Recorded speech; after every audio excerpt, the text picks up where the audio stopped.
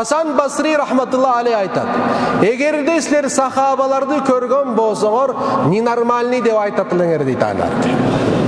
Жинди дейт элеңер дейт сахабаларды. Hasan Basri'nin sözü ol. Эгерде сахабалар силерди көрсө, булар мусулман эмес деп айтат эле дейт. Kim aytты bunu? Bugün men aytып атамбы? Жок. Hasan Basri aytып атат. Hasan Basri kim болгон? Табиин болгон. 3-cü dor sahabalardan кийин пайгамбарга жакын болгон bir dor болгон. Ал dor биз үчүн алтын bir dor болуп эсептелет. Биз үчүн алтын bir dor. Биз динибиздин булагы ошол жерде. Ошол жерден суу ичебиз. Булагыбыз ошол жер биздики. Ошол жерде Hasan Basri айтып атпайбы? Бизди көрсөм эмне болот билбейм анда эмне деген сөз айтатылар. Biz ошол заманда адам баласы эмне кылыш керек дегенде эң башында фитналарга аралашпаш керек. Эң башында. Тугандар, түшүнүктүүбү? Бул учурда